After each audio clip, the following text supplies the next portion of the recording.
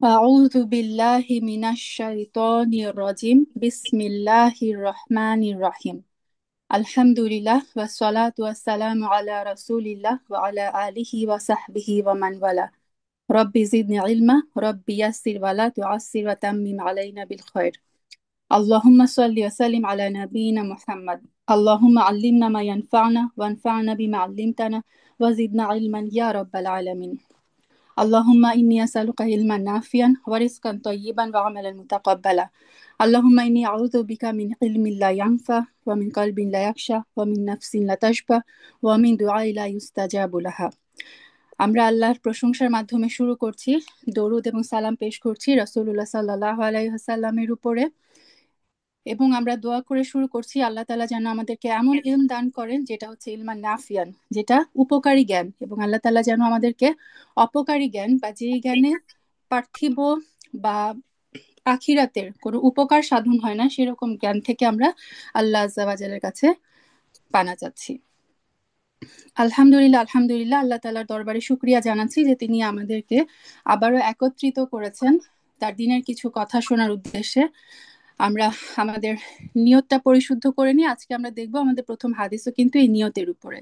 So আমরা নিয়তটা পরিশুদ্ধ করে নিই। আমরা এখানে বসেছি শুধুমাত্র আল্লাহ আজ্জা ওয়া জালের সন্তুষ্টি অর্জনের জন্য।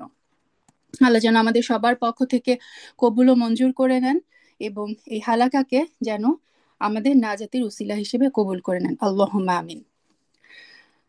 আজকে ইনশাআল্লাহ ইনশাআল্লাহ আমরা শুরু করতে যাচ্ছি রিয়াদুস সালেহিন থেকে।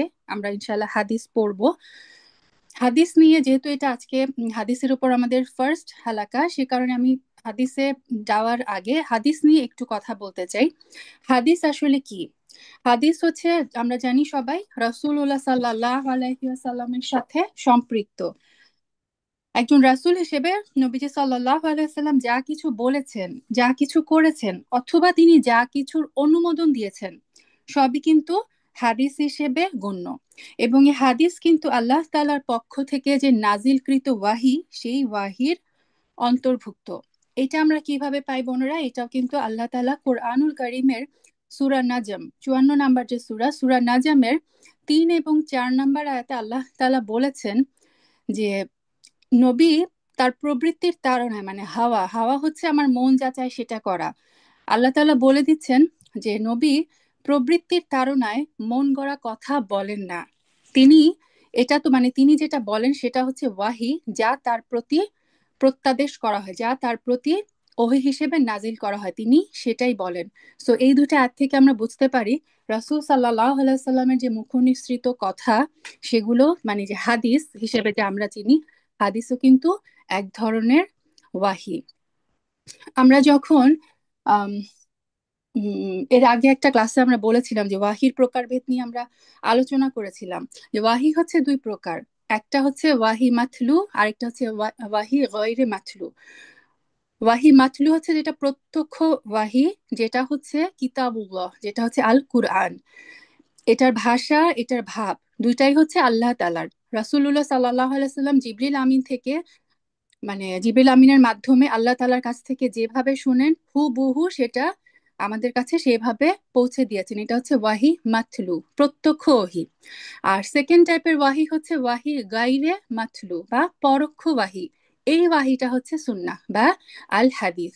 এটার ভাব হচ্ছে আল্লাহ তাআলার, তবে রাসূল সাল্লাল্লাহু আলাইহি সাল্লাম এটা নিজের ভাষায়, তার নিজের কথায়, নিজের কাজকর্ম এবং নিজের জীবন আচার দিয়ে এবং অথবা নিজের সম্মতির মাধ্যমে, মানে কোনো সাহাবী হয়তো কোনো একটা কাজ করছিলেন, রাসূল সাল্লাল্লাহু আলাইহি সাল্লাম যদি সেটাকে সম্মতি যেখানে তিনি দিয়েছেন, সেটাও কিন্তু এই হাদিসের অন্তর্ভুক্ত হয়ে যায়। তার মানে এটা মেইন কথাটা হচ্ছে আল্লাহর, বাট রাসূল সাল্লাল্লাহু আলাইহি সাল্লামের রাসূল সাল্লাল্লাহু আলাইহি সাল্লামের ভাষায় এটা আমাদের কাছে এসে পৌঁছেছে। এটা হচ্ছে হাদিস। আচ্ছা, হাদিস আমরা কেন জানবো? আমরা মানে অনেকে এখন একটা মানে আনফরচুনেটলি একটা গ্রুপ আছে যারা কোরআনিয়ন বলে নিজেদেরকে। তারা দাবি করে যে কোরআন জানলেই হবে, হাদিস জানার কোনো প্রয়োজন নাই। কিন্তু আমাদেরকে বুঝতে হবে যে আমরা যদি কোরআন বুঝতে চাই তাহলে অবশ্যই আমাদেরকে হাদিস ছাড়া আমরা কখনোই কোরআন বুঝতে পারবো না। হাদিস ছাড়া আমাদের দিন অসম্পূর্ণ। কারণ ফর এক্সাম্পল কোরআনে আল্লাহ তাআলা বলেছেন আকিমুস সালাহ, তোমরা সালাত কায়েম করো। কোরআনে কিন্তু আল্লাহ বলে দেননি আমরা সালাত কিভাবে কায়েম করব। সালাত কিভাবে কায়েম করব এটা আমরা কোথা থেকে পাই? হাদিস থেকে। তার মানে আমরা যদি মানে কোরআন বুঝতে চাই, কোরআনে আল্লাহ যে আদেশ নির্দেশ দিয়েছেন সেগুলো যদি আমরা নিজেদের জীবনে বাস্তবায়ন করতে চাই, অবশ্যই আমাদেরকে হাদিস থেকে শিক্ষা গ্রহণ করতে হবে, হাদিস আমাদেরকে পড়তে হবে, জানতে হবে। আল্লামা কিরমানি রাহিমাহুল্লাহ লিখেছেন যে কোরআনের পর সকল প্রকার জ্ঞানের মধ্যে সর্বশ্রেষ্ঠ, সর্বোত্তম এবং তথ্য ও তত্ত্ব সমৃদ্ধ সম্পদ হচ্ছে ইলমুল হাদিস। কারণ এই হাদিসের জ্ঞানের সাহায্যে আল্লাহ তাআলার যে কালাম মানে আল কুরআন, সেটার লক্ষ্য এবং তাৎপর্য জানা যায় এবং তার হুকুম আহকামের উদ্দেশ্য অনুধাবন করা যায়। এখন অনেকে প্রশ্ন করে যে রাসূল সাল্লাল্লাহু আলাইহি সাল্লামের মানে তিনি যতদিন বেঁচে ছিলেন, জীবিত ছিলেন, সেই যুগে তো হাদিস লিপিবদ্ধ করা হয়নি, তাহলে আমরা কিভাবে বুঝবো যে হাদিস কোন হাদিস সহিহ বা হাদিস সাহিহ হিসেবে যেই হাদিসগুলো এসেছে সেটা কি আসলে প্রকৃতপক্ষে সাহিহ কিনা? এটা নিয়ে কিন্তু অনেক সময় মানুষ ধোঁকায় পড়ে যায়। তো এত ডিটেলসে যাওয়া সম্ভব না, আমি জাস্ট শর্টে একদম সংক্ষিপ্ত আকারে বলার চেষ্টা করছি যে যাতে আমাদের মধ্যে এই কনফিউশন গুলো না থাকে। রাসূল সাল্লাল্লাহু আলাইহি সাল্লামের জীবদ্দশায় অনেক সাহাবী প্রথমে লিখিতভাবে মানে হাদিস সংরক্ষণের উদ্যোগ নেন। মানে কয়েকজন সাহাবী ছিলেন যারা লিখতে পারতেন। তো এরকম কয়েকজন সাহাবী প্রথম দিকে তারা হাদিস লেখার উদ্যোগ নেন। তবে ইসলাম প্রচারের প্রথম দিকে এই মাক্কি যুগে হাদিস লিপিবদ্ধ করার ব্যাপারে রাসূল সাল্লাল্লাহু আলাইহি সাল্লাম নিষেধাজ্ঞা প্রয়োগ করেন। এটা আমরা কোথা থেকে পাই? এটা হচ্ছে সহিহ মুসলিমের একটা হাদিস। আবু সাইদ খুদরি রাদিয়াল্লাহু আনহু বর্ণনা করেন, রাসূল সাল্লাল্লাহু আলাইহি সাল্লাম বলেছেন, তোমরা আমার হাদিস লিখবে না, আর যে ব্যক্তি আমার পক্ষ থেকে কুরআন ছাড়া অন্য কিছু লিখে থাকে সে যেন তা মুছে ফেলে। এখন এটা আমাদেরকে বুঝতে হবে বোনেরা, এই নিষেধাজ্ঞাটা ছিল মদিনায় হিজরতের পূর্বে, মক্কায়। তো এই সময় যখন একদম প্রাথমিক যুগ, তখন সাহাবীরা যদি হাদিস লিখতেন প্লাস হচ্ছে কোরআনও লিখে রাখতেন, তখন কোরআন আর হাদিসের একটা মিক্স আপ হয়ে যাওয়ার একটা আশঙ্কা ছিল। এই আশঙ্কার কারণে রাসূল সাল্লাল্লাহু আলাইহি ওয়াসাল্লাম সাহাবীদেরকে নির্দেশ দিয়েছিলেন তোমরা শুধুমাত্র কোরআন লিখে রাখো, তোমরা কোনো হাদিস লিপিবদ্ধ করো না। তবে সাহাবী আব্দুল্লাহ ইবনে আমর ইবনুল আস রাদিয়াল্লাহু আনহু তিনি বর্ণনা করেন যে আমি রাসূল সাল্লাল্লাহু আলাইহি সাল্লামের হাদিসগুলো লিখে রাখতাম। ওনার একটা আলাদা সহিফা ছিল, ছোট্ট একটা পুস্তিকা ছিল যেটার মধ্যে উনি হাদিসগুলো লিখে রাখতেন। লোকেরা যখন এটা মানে টের পেল, তখন লোকেরা তাকে নিষেধ করে বলল যে রাসূল সাল্লাল্লাহু আলাইহি সাল্লামের কথা মানে রাসূল সাল্লাল্লাহু আলাইহি সাল্লাম তোমাকে আমাদেরকে নিষেধ করেছেন, তারপরও তুমি কেন তার হাদিস লিখে ফেলছো? এই কথাটি যখন রাসূল সাল্লাল্লাহু আলাইহি সাল্লামকে জানানো হয়, নবীজি উত্তর দিলেন, উনি জাস্ট বললেন যে আমর, তুমি নির্দ্বিধায় সবকিছু লিখে রাখতে পারো, কারণ আল্লাহর শপথ আমার এই মুখ থেকে সত্য ছাড়া অন্য কিছু বের হয় না। হুম। তার মানে রাসূল সাল্লাল্লাহু আলাইহি সাল্লাম কিন্তু এই আব্দুল্লাহ ইবনে আমর ইবনুল আস রাদিয়াল্লাহু আনহুকে পারমিশন দিয়েছিলেন তার হাদিসগুলো লিখে রাখার জন্য। এবং তার যে হাদিসের পুস্তিকাটা ছিল এটাকে বলা হতো as-সাহিফাতুল সাদিকা, as-সাহিফাতুল সাদিকা। আর আমরা জানি যে আম, পরবর্তীতে আমাদের কাছে এখন যে ছয়টা যে সাহি সিত্তা যেটাকে বলা হয়, যে ছয়টা যে হাদিসের বিখ্যাত গ্রন্থ আছে, তার মধ্যে সবচেয়ে বেশি হচ্ছে বুখারী এবং মুসলিম। তো ইমাম বুখারী কিভাবে হাদিসগুলো সংরক্ষণ করেছিলেন, কেউ যদি শুধুমাত্র এই ইতিহাসটুকু পড়েন তাহলে তার মধ্যে সন্দেহের কোনো ছিটাফোঁটা থাকাও উচিত না যে ইমাম বুখারী তার যে হাদিস সহি মানে বুখারী শরীফে যে হাদিসগুলো তিনি সহি বলে উল্লেখ করেছেন সেটার মধ্যে সন্দেহের কোনো অবকাশ থাকা আমাদের উচিত না। ইমাম বুখারী প্রত্যেকটা হাদিস তার গ্রন্থে সংযোজনের আগে ইস্তিখারা নামাজ পড়তেন, এবং অনেক অনেক স্টোরি আছে যে একটা হাদিস কালেক্ট করার জন্য তিনি 2 মাস ধরে যাত্রা করেছেন। সুবহানাল্লাহ। তো আমার বলার উদ্দেশ্য জাস্ট এতটুকুই যে এখন আলহামদুলিল্লাহ আলহামদুলিল্লাহ মানে হাদিসের যে সায়েন্স, এটা এটা যে কি পরিমাণ একটা মানে কঠিন একটা সায়েন্স, এই হাদিসের এই ইলমুল হাদিস এই শাখাটা কত মানে সূক্ষ্ম কত কিছু বিবেচনা করে যে একটা হাদিস সাহিহ কিনা, একটা হাদিস মুনকার কিনা, একটা হাদিস হাসান কিনা, এটা এত মানে যে ছাঁকনি দিয়ে ছাকার মতো ব্যাপারটা। ওলামাগণ মুহাদ্দিসগণ এইভাবে হাদিসগুলোকে আমাদের জন্য ক্যাটাগরাইজ করেছেন। এবং এখন আলহামদুলিল্লাহ আলহামদুলিল্লাহ যে আমরা মোবাইলের একটা অ্যাপের মাধ্যমে মানে দেখতে পারি এই হাদিসটা কি সহিহ, এই হাদিসটা কি দুর্বল, এই হাদিসটা কি মানে হাসান নাকি।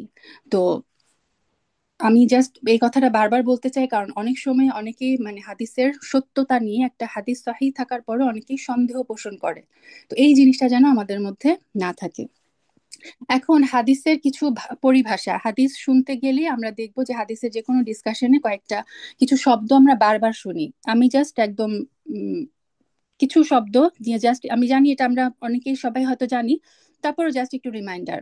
প্রথমে আমরা শুনি যে সাহাবি, যে বর্ণনাকারী সাহাবি। আসলে সাহাবি কারা? সাহাবী হচ্ছেন তারা যে ব্যক্তি রাসূল সাল্লাল্লাহু আলাইহি সাল্লামের সাহচর্য লাভ করেছেন।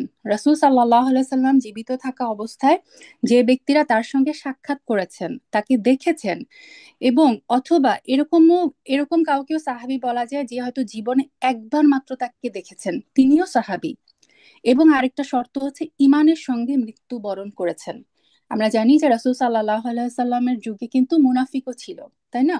তো মুনাফিকরা তো রাসূল সাল্লাল্লাহু আলাইহি সাল্লামকে দেখেছেন, তার সাহচর্য ছিলেন, তাদেরকে কিন্তু আমরা সাহাবী বলি না। সাহাবী হওয়ার একটা শর্ত হচ্ছে ইমানের সঙ্গে তারা মৃত্যুবরণ করেছেন, তাদেরকে বলা হয় রাসূল সাল্লাল্লাহু আলাইহি সাল্লামের সাহাবী। সাহাবীদের পরবর্তী যে যুগটা মানে সাহাবীদের পরে যারা এসেছেন তাদেরকে বলা হয় তাবিয়া। তাবে মানে ফলোয়ার, যারা ফলোয়ার। তাবি হচ্ছেন তিনি যিনি রাসূল সাল্লাল্লাহু আলাইহি সাল্লামের কোন একজন সাহাবীর নিকট থেকে হাদিস শিক্ষা করেছেন, একজন সাহাবীকে তিনি দেখেছেন, এবং তিনি মুসলমান হিসেবে মৃত্যুবরণ করেছেন। তার মানে সর্বপ্রথম যুগ হচ্ছে রাসূল সাল্লাল্লাহু আলাইহি সাল্লামের যুগে যারা ছিলেন তারা সাহাবী। সাহাবীর পরবর্তী যুগ যারা ছিল তাদের পরবর্তী জেনারেশন হচ্ছে তাবে, এবং তাদের পরের জেনারেশন হচ্ছে তাবে তাবেই। আচ্ছা, তারপর হচ্ছে আমরা আরেকটা শব্দ প্রায় শুনি, মুহাদ্দিস। মুহাদ্দিস কারা? যে ব্যক্তি হাদিসের চর্চা করেন এবং বহু সংখ্যক হাদিসের সনদ এবং মতন সম্পর্কে বিশেষ জ্ঞান রাখেন, তাকে বলা হয় মুহাদ্দিস। তারপর রিজাল। রিজাল হাদিসের যে রাবে, রাবে মানে হচ্ছে যিনি বর্ণনাকারী। হাদিসগুলো যদি আমাদের রাসূল সাল্লাল্লাহু আলাইহি সাল্লাম থেকে আমাদের কাছ পর্যন্ত হাদিসগুলো কিভাবে এসেছে, ধরেন রাসূল সাল্লাল্লাহু আলাইহি সাল্লাম একটা বৈঠকে বসে একটা কথা বললেন, তার কথাগুলো অনেক সাহাবী শুনলেন, সেই সাহাবীর আবার বাসায় যে অন্য কাউকে বললেন, অথবা পরবর্তী যে তাবেঈর যুগের কারো কাছে সেই খবরটা রাসূল সাল্লাল্লাহু আলাইহি সাল্লাম যেভাবে বলেছেন হুবহু সেই কথাটা তাবেঈর কাছে পৌঁছালেন, একজন তাবেঈ আবার তার পরবর্তী জেনারেশন তাবেঈকে জানালেন। এইভাবে যুগে যুগে কিন্তু তারপরে হচ্ছে সহি হাদিস সংকলনের একটা যুগ আসে, যখন ইমাম বুখারী, ইমাম মুসলিম, ইমাম আহমেদ ইবনে হাম্বল মানে সবাই হচ্ছে তখন হাদিসগুলোকে, সহি হাদিসগুলোকে তারা সংকলন করেন। হ্যাঁ, তো এই যে প্রত্যেকটা বর্ণনাকারী যার মুখ থেকে হাদিসগুলো বের হচ্ছে তাদেরকে বলা হয় রাবিয়া। আর সব রাবির যে সমষ্টি, কালেকটিভলি, তাদেরকে বলা হয় রিজাল। এবং আরবি শাস্ত্রে একটা শাস্ত্রই আছে রিজাল শাস্ত্র। রিজাল শাস্ত্রে কি করা হয়, এই যে রাবেদের জীবনী, তাদের মানে পুঙ্খানুপুঙ্খ তাদের যে বৈশিষ্ট্যগুলো সেগুলো নিয়ে কিন্তু রিজাল শাস্ত্রে আলোচনা করা হয়। তারপর হচ্ছে আরেকটা আমরা কথা শুনি রিবায়াত। রিবায়াত কি?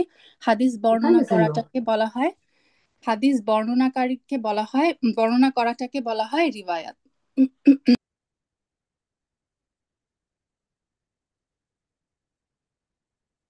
আচ্ছা, তারপরে হচ্ছে উম সনদ। সনদ কি? হাদিসের মূল কথাটুকু যে সূত্রে আমাদের কাছে পৌঁছেছে। মানে একটা হাদিস যখন আমরা পড়ি আমরা দেখি যে হাদিসের সনদ লেখা থাকে, যে রাসূল সাল্লাল্লাহু আলাইহি সাল্লাম থেকে শুনেছেন। ফর এক্সাম্পল আজকে আমরা যে হাদিসটা পড়বো ইনশাআল্লাহ সেটা হচ্ছে ওমর ইবনুল খাত্তাব। ওমর ইবনুল খাত্তাব কাকে বলেছেন, সেই সাহাবী কোন তাবেঈকে বলেছেন, তাবেঈ কোন তাবেঈকে বলেছেন। মানে ধরেন একটা হাদিস রাসূল সাল্লাল্লাহু আলাইহি সাল্লাম থেকে শুরু করে ইমাম বুখারী পর্যন্ত আসতে যে যে ব্যক্তির মাধ্যমে এই হাদিসটা এসেছে সেই পুরা এটাকে বলা হয় মানে সনদ। এবং হাদিসের মধ্যে কিন্তু এই সনদগুলো উল্লেখিত থাকে, যে এ থেকে এ শুনেছে, এনার থেকে কিনা শুনেছে, এটা হাদিসের বর্ণনাকারীদের নাম একের পর এক আসে, এটা হচ্ছে সনদ। মতন, মতন হচ্ছে হাদিসের যে মূল কথা আর তার শব্দ সমষ্টি, এটাকে বলা হয় মতন। আচ্ছা, এখন আমরা আসি, আমরা হাদিসের প্রকারভেদ। হাদিসে আসলে আমরা শুনি যে হাদিসটা সাহি, হাদিসটা হাসান, হাদিসটা জয়ীফ, হাদিসটা মাউজু। এটা কিভাবে ক্লাসিফাই করা হয় আমি খুব শর্টে বলে যাচ্ছি। সহিহ হাদিস হচ্ছে যেই হাদিসের সনদে উল্লেখিত প্রত্যেক রাবে যাবতীয়, মানে মুহাদ্দিসগণ কিছু ক্যাটাগরি দিয়েছেন যে প্রত্যেক রাবিকে এই ক্যাটাগরির যাবতীয় গুণ সম্পন্ন হতে হবে এবং হাদিসটি যাবতীয় দোষ ত্রুটি মুক্ত হতে হয়, তাহলে সেই হাদিসটাকে আমরা বলতে পারি সাহিহ হাদিস। একটা হাদিস সাহিহ হওয়ার জন্য 5টা শর্তের প্রয়োজন হয়। হ্যাঁ, একটা হাদিস সহিহ হবে তখনই যখন সেটা 5টা শর্ত ফিল আপ করে। নাম্বার 1 হচ্ছে অবিচ্ছিন্ন সনদ, মানে হাদিসের সনদ একদম রাসূল সাল্লাল্লাহু আলাইহি সাল্লাম থেকে শুরু করে এই হাদিস যে সংগ্রহ করছে একদম ফাইনাল ব্যক্তি পর্যন্ত প্রত্যেক বর্ণনাকারী প্রত্যক্ষভাবে হাদিসটা শুনেছেন এবং কোনো বর্ণনাকারী মাঝখান থেকে বাদ যায়নি। প্রত্যেকে বলতে পারবেন আমি এনার মুখ থেকে হাদিসটা শুনেছি। তার মানে সনদটা পুরা অবিচ্ছিন্ন, এটাকে বলা হয় মানে চেইন অফ ন্যারেশন ইংলিশে বলে। তো কোনো মিসিং চেইন অফ ন্যারেশন থাকবে না এই একটা হাদিস সহিহ হওয়ার জন্য ফার্স্ট শর্ত। সেকেন্ড শর্ত, প্রত্যেক রাবি, এই যে প্রত্যেক হাদিস বর্ণনাকারীকে হতে হবে একজন মুসলিম, জ্ঞান সম্পন্ন, প্রাপ্ত বয়স্ক এবং তার মধ্যে কখনোই কোনো ফাসেকি পাওয়া যায়নি। অন্যভাবে বলা যায় তাকে অবশ্যই একজন উন্নত চরিত্রের অধিকারী ব্যক্তি হতে হবে। তার মানে দেখেন প্রত্যেকটা রাবির কিন্তু মানে একটা হাদিস সহিহ হওয়ার জন্য এই যে এতগুলা চেইন অফ ন্যারেশন, এই প্রত্যেকটা রাবির অবশ্যই তার মধ্যে এই গুণগুলো থাকতে হবে, তাহলেই হাদিসটা সহিহ হবে। যদি কোনো একটা গুণ মিসিং হয়ে যায়, কখনো হয়তো কোনো একটা মানে তার একটা খারাপ কোয়ালিটির কথা পাওয়া যায়, তখন কিন্তু সেই হাদিসটা আর সহিহ থাকে না। সেই হাদিসটা তখন ওই ক্যারেক্টারের উপর বেস করে আইদার সেটা হচ্ছে মুনকার হয়ে যায় অথবা সেটা হচ্ছে হাসান হয়ে যায়। আচ্ছা, 3 নাম্বার হচ্ছে স্মৃতি শক্তির অধিকারী হওয়া। এটা কিন্তু আমরা সবাই জানি যে আল্লাহ তাআলার এটা একটা বিশেষ কৃপা ছিল এই আরবদের উপরে, তারা প্রখর স্মৃতি শক্তির অধিকারী ছিল। তা না হলে দেখেন সম্ভব ছিল না যে রাসূল সাল্লাল্লাহু আলাইহি সাল্লামের মুখনিসৃত বাণী ওয়ার্ড টু ওয়ার্ড সাহাবীরা কিন্তু ঠিক যেভাবে রাসূল সাল্লাল্লাহু আলাইহি সাল্লাম বলেছেন। আজকে আমরা বুখারী মুসলিমের সাহিহ সিত্তার যে মানে যে বা এছাড়াও আরো অনেক হাদিসের গ্রন্থ আছে, সাহিহ যে হাদিসগুলো পাই সেগুলো কিন্তু ওয়ার্ড টু ওয়ার্ড রাসূল সাল্লাল্লাহু আলাইহি সাল্লামের ওয়ার্ডিং। তো হাদিস এই সাহিহ হওয়ার একটা শর্ত হচ্ছে রাবীকে অবশ্যই প্রখর স্মৃতিশক্তির অধিকারী হতে হবে। আরেকটা হচ্ছে ত্রুটিপূর্ণ না হওয়া। এই হাদিসের যে বর্ণনাকারীর মধ্যে কোনো সূক্ষ্ম দোষ ত্রুটিও থাকতে পারবে না, যেটা বললাম তার মধ্যে যে কোনো একটা যদি প্রবলেম পাওয়া যায় সেই হাদিসটাকে আর সাহিহ বলা হয় না। লাস্ট হচ্ছে শাজ না হওয়া। আম, আচ্ছা, শাজ না হওয়ার ব্যাপারটা হচ্ছে যে একটা হাদিস যে হাদিসের মধ্যে নির্ভরযোগ্য বর্ণনাকারী তার থেকে অধিক নির্ভরযোগ্য আরেক বর্ণনাকারীর বিরোধিতা না করে।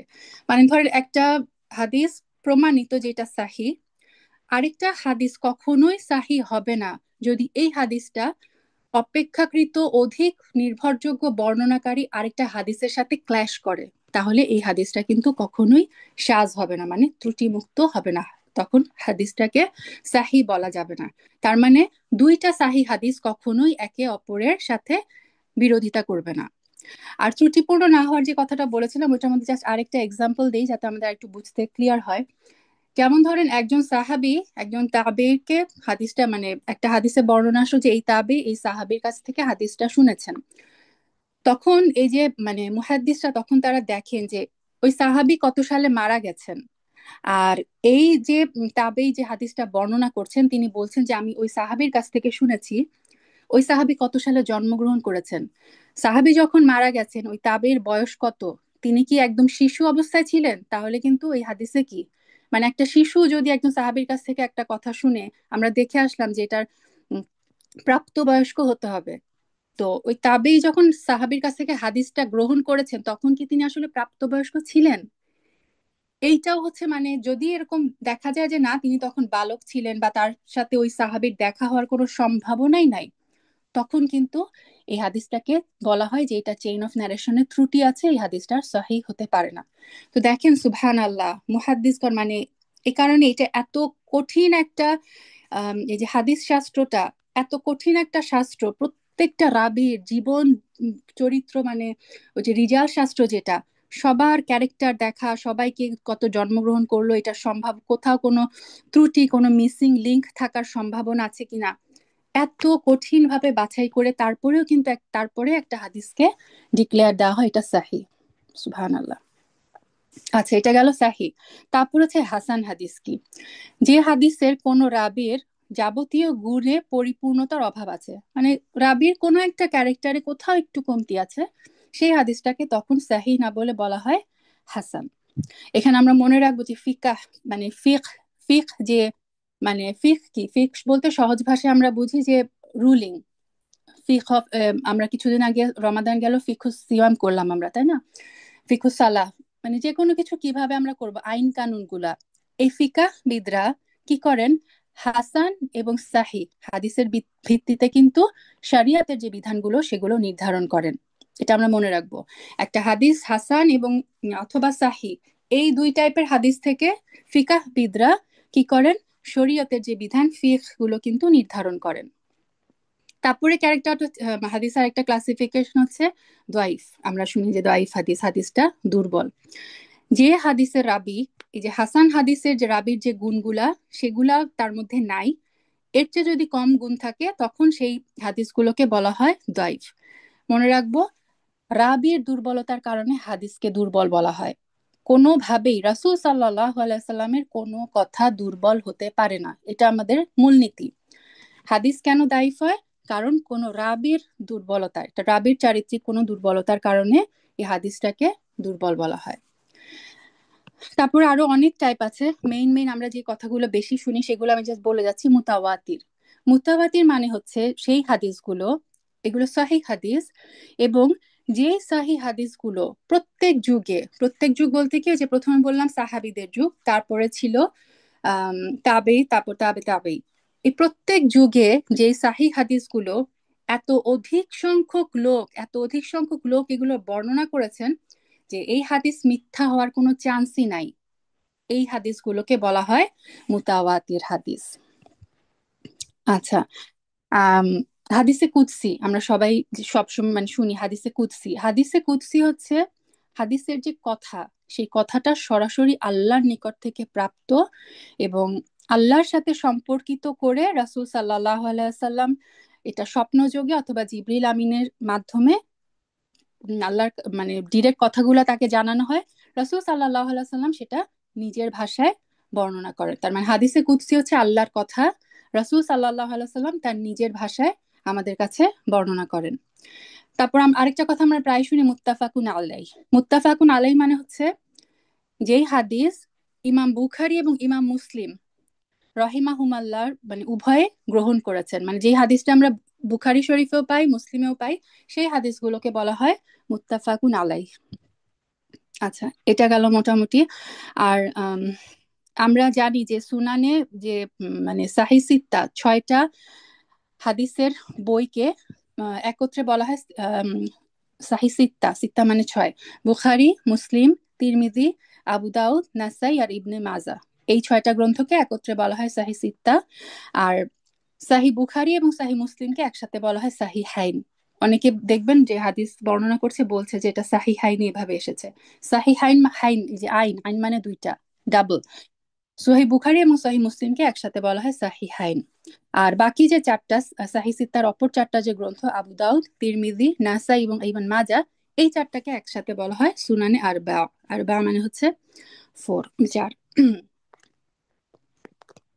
আচ্ছা, এই গেল মোটামুটি আম, হাদিস নিয়ে কথা। আর ডিটেলস আমি যাচ্ছি না। আমরা এখন আমাদের হাদিসে চলে আসি, আমাদের যে ইনশাআল্লাহ বিইজনিল্লাহ আমরা শুরু করব রিয়াদুস সালেহিন থেকে। উম,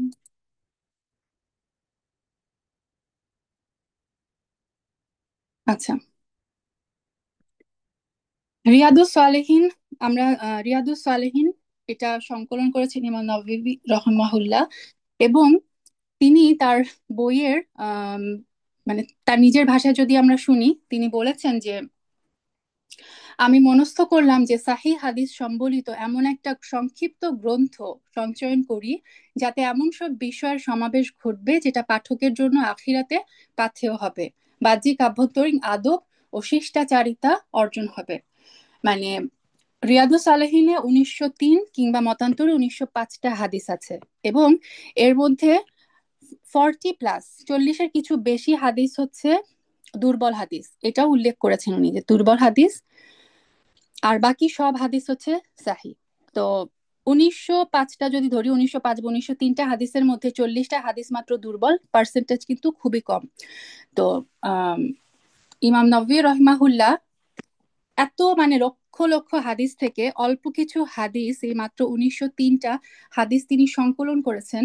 এবং এই হাদিসগুলো যদি আমরা দেখি, এগুলো আমাদের জীবনের সাথে মানে সমস্ত হাদিসই গুরুত্বপূর্ণ, নো ডাউট, কিন্তু তারপরে এই হাদিসগুলো হচ্ছে মানে একদম আমাদের প্রাত্যহিক জীবনে যেই হাদিসগুলো জানা প্রয়োজন, খুব সহজ ছোট ছোট হাদিসগুলো তিনি সংগ্রহ করেছেন আমাদের উদ্দেশ্যে।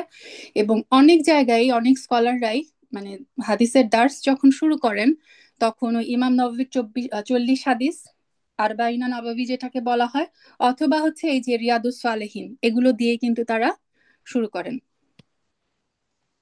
আচ্ছা, তো আমরা ইনশাআল্লাহ বিজনিল্লাহ শুরু করব। আচ্ছা, এখানে একটা কথা বলে রাখি যে অনেকে প্রশ্ন করতে পারে, তাহলে উম কেন দুর্বল হাদিসগুলো ইমাম নবী রহিমাহুল্লাহ আহ, বইতে আনলেন। এখানে আমরা দিনের আরেকটা প্রিন্সিপাল মনে রাখবো যে দুর্বল হাদিসগুলো, স্কলাররা বলেছেন দুর্বল হাদিস আমরা ইউজ করতে পারি দুইটা ক্ষেত্রে, ফাদাইলের ক্ষেত্রে আর হচ্ছে তারগিবের ক্ষেত্রে। ফাদাইল মানে হচ্ছে ভার্চুস। অনেক সময় অনেক হাদিস দেখবেন যে এইটা করলে মানে এই ফজিলত পাওয়া যায়। হ্যাঁ, তো এগুলা এই হাদিসগুলো যদি দুর্বলও হয়, অবশ্যই মুনকার হাদিস আমরা মানে যেটা যায় একদম আহ যেটা মানে রাসূল সাল্লাল্লাহু আলাইহি সাল্লাম বলেনই নাই, ওই হাদিসগুলো কখনোই আমরা বর্ণনা করব না। কিন্তু এই ফাদাইল বর্ণনার ক্ষেত্রে দুর্বল হাদিস আমরা বলতে পারি। এবং অথবা তারগিব, তারগিব মানে হচ্ছে কিছু হাদিস দেখবেন এনকারেজমেন্টের জন্য, উৎসাহ প্রদান করার জন্য, এই দুইটা ক্ষেত্রে দুর্বল হাদিস আমরা বলতে পারি। হ্যাঁ, তবে ওই যে যেটা বললাম, ফিক ফিখের কোনো কিছু আমরা দুর্বল হাদিস থেকে নিব না। ফিখের জন্য অবশ্যই আমাদেরকে হাদিসটা অবশ্যই সহিহ হতে হবে, অথবা অ্যাটলিস্ট তাকে হাসান হতে হবে। তবে এই যে ভার্চু বর্ণনার ক্ষেত্রে আর এনকারেজমেন্ট, এই ক্ষেত্রে দুর্বল হাদিস আমরা কিন্তু উল্লেখ করতে পারি। এবং বুখারিরও কিন্তু কিছু হাদিস আছে এরকম দুর্বল হাদিস। আচ্ছা, আমরা চলে আসি, আমরা শুরু করছি আল্লাহর নামে। আল্লাহ যেন আমাদের সবার পক্ষ থেকে কবুল করে নেন। এবং এই জার্নিটা যে আজকে আমরা শুরু করছি, এই হাদিস পড়ার জার্নি, আল্লাহ যেন শেষ পর্যন্ত এই রিয়াদুস সালেহিন আমরা একসাথে যাতে সবাই শেষ করতে পারি, সেই তৌফিক আল্লাহর কাছে চেয়ে আমরা শুরু করছি। বিসমিল্লাহ। রিয়াদুস সালেহিনের একদম প্রথম যে অধ্যায়টা, সেটা হচ্ছে আহ, বাব। বাব মানে হচ্ছে অধ্যায়, চ্যাপ্টার। বাবুল ইখলাস। ইখলাস আমরা সবাই পরিচিত। ইখলাস মানে কি? ইখলাস মানে হচ্ছে খলেস, একদম মানে একাগ্র চিত্তে, যেটা মানে একাগ্র চিত্তে কিছু করা, এটা হচ্ছে ইখলাস। বাবুল ইখলাস, এটা হচ্ছে ইখলাসের এই চ্যাপ্টারটার নাম হচ্ছে ইখলাসের অধ্যায়। বা ইহদারিন নিয়া, ইহদার হচ্ছে উপস্থিতি, নিয়ত শব্দটা আমরা বাংলা সবার সাথে সবাই পরিচিত, নিয়তের উপস্থিতি। ফি জামিউল আমাল, আমাল আমরা সবাই জানি আমল, মানে আমলের ব্যাপারে, জামি মানে সব, সমস্ত আমলের ব্যাপারে। ওয়াল আকওয়াল, আকওয়াল কলা মানে কল, কল মানে হচ্ছে স্পিচ, কথা, যাবতীয় আমলের ক্ষেত্রে, যাবতীয় কথার ক্ষেত্রে। ওয়াল আহওয়াল, হাল বলি না, হাল তোমার হাল কি, হাল মানে কি অবস্থা, তার মানে যাবতীয় অবস্থায়, সর্বাবস্থায়। হুম তাহলে প্রথম পরিচ্ছেদটা কি, যেটা হচ্ছে ইখলাস এবং নিয়তের উপস্থিতি, সমস্ত আমল, সমস্ত কথা এবং সর্বাবস্থায়। আর বারিজা, বারিজা মানে হচ্ছে প্রকাশ্য, ওয়াল খফিয়া, খফিয়া মানে হচ্ছে, খফি মানে হচ্ছে আহ গোপনীয়। প্রকাশ্য এবং গোপনীয় সমস্ত আমলের ক্ষেত্রে, সমস্ত আমলের ক্ষেত্রে আহ এটা হচ্ছে মানে এই চ্যাপ্টারটা। আচ্ছা, বাব মানে হচ্ছে, হ্যাঁ বাবের এক আক্ষরিক অর্থ হচ্ছে ডোর, আর বাবের আরেকটা অর্থ হচ্ছে ক্যাপিটাল, অধ্যায়, পরিচ্ছদ। আচ্ছা তাহলে আমরা শুরু করি। এটা হচ্ছে চ্যাপ্টার 1। চ্যাপ্টার 1টা ইমাম নববী রহিমাহুল্লাহ তিনি যেটা করেন, প্রত্যেকটা চ্যাপ্টারের শুরুতে তিনি কোরআনের মানে এই টপিক রিলেটেড কোরআনের আয়াত দিয়ে শুরু করেন। যেমন তিনি শুরু করেছেন সূরা বাইয়িনার 5 নম্বর আয়াত দিয়ে, যেখানে আল্লাহ তাআলা বলেছেন যে তারা তো আদিষ্ট হয়েছিল আল্লাহর আনুগত্যে বিশুদ্ধ চিত্ত হয়ে একনিষ্ঠ ভাবে, যে ইখলাসের কথাটা এখানে এসেছে, যে মুখলিসিনা লাহুদ্দিন, তার ইবাদত করতে এবং সালাত কায়েম করতে, জাকাত প্রদান করতে, আর এটি হচ্ছে সঠিক ধর্ম। তার মানে আল্লাহ তাআলা সূরা বাইয়িনাতে ক্লিয়ারলি বলে দিয়েছেন মানুষকে আদেশ করা হয়েছে মুখলিস ভাবে একনিষ্ঠ চিত্তে তার ইবাদত করার জন্য। তারপর সূরা হজের 37 নম্বর আয়াতে আল্লাহ তাআলা বলেছেন যে আল্লাহর কাছে কখনো, এই যে মানে এটা কোরবানির আয়াত, কোরবানির আয়াত নিয়ে আল্লাহ তাআলা বলেছেন যে আমরা যখন কোরবানি করি আমাদের মনে রাখতে হবে যে আল্লাহর কাছে এই যে আমরা পশুগুলো কোরবানি করছি তার মাংস পৌঁছে না, রক্ত পৌঁছে না, বরং আল্লাহর কাছে শুধুমাত্র পৌঁছে তোমাদের তাকওয়া। হ্যাঁ, তাকওয়া, তার মানে আমরা কোন তাকওয়ার সাথে, কোন উদ্দেশ্যে কোরবানি করছি, আল্লাহ তাআলার কাছে কিন্তু এইটুকুই ইম্পর্টেন্ট। আমি কত বড় ছাগল আর কত বড় গরু জবাই দিলাম, কত টাকা দিয়ে জবাই দিলাম, সেটা কিন্তু আল্লাহর কাছে ইম্পর্টেন্ট না। সূরা আলে ইমরানের 29 নম্বর আয়াতে আল্লাহ তাআলা বলেছেন যে বলো তোমাদের মনে যা আছে, মানে যে আমার ইন্টেনশন, এই অধ্যায়টা হচ্ছে ইন্টেনশন, নিয়ত নিয়ে আল্লাহ বলে দিচ্ছেন যে তোমাদের মনে যা আছে তা যদি তোমরা গোপন রাখো অথবা প্রকাশ করো, আল্লাহ তা অবগত আছেন। আমরা ভাবি যে না, আমার মনে মনে যেটাই থাকুক মানুষ জানতে পারছে না, কিন্তু জানে কে? আল্লাহ। সো আমি যেই নিয়তেই কাজটা করি, আল্লাহ তাআলা কিন্তু সমস্ত ব্যাপারে আমার নিয়ত সম্পর্কে কিন্তু আল্লাহ অবগত আছেন। আল্লাহু আলিমুম বিযাতি সুদূর, সুদূর আমার হার্টের ভিতরে কি আছে সেটাও কিন্তু আল্লাহ তাআলা জানেন। এখন আমরা হাদিসে চলে আসি।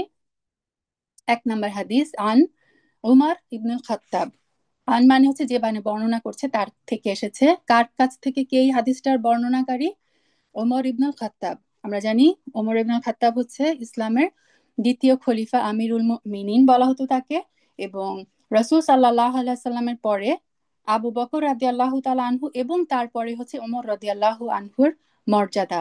এবং রাসূল সাল্লাল্লাহু আলাইহি সাল্লাম বলে গিয়েছিলেন যে আমার পরে কেউ যদি নবী হতো তাহলে সে হতো ওমর। তো তার এত মর্যাদা। ওমর ইবনুল খাত্তাব। এখানে আরেকটা কথা বলে রাখি, কিছু সাহাবী আছেন যে মানে তারা হাদিসের জন্যই বিখ্যাত, যেমন আবু হুরায়রা রাদিয়াল্লাহু আনহু। তিনি সবচেয়ে বেশি 5,000 কতটা হাদিস যেন তিনি বর্ণনা করেছেন। সেকেন্ড হচ্ছে বর্ণনাকারী আয়েশা রাদিয়াল্লাহু আনহা। ওমর রাদিয়াল্লাহু তাআলা আনহু থেকে কিন্তু আমরা খুব বেশি হাদিস পাই না।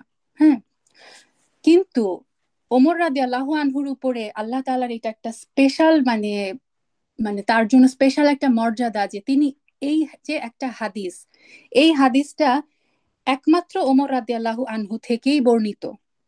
অনেক হাদিস আপনারা দেখবেন যে হাদিসের একটা একটা মানে রাসূল সাল্লাল্লাহু আলাইহি সাল্লামের সভায় যদি তিনি তার একটা হালাকায় একটা কথা বলেন, সেটা অনেক সাহাবী যখন শুনে এবং সেই সাহাবীরা যদি সেই হাদিসটা বর্ণনা করেন, অনেক হাদিস দেখবেন যে এই সাহাবী বর্ণনা করেছেন, সেম হাদিস অন্য সাহাবী বর্ণনা করেছেন।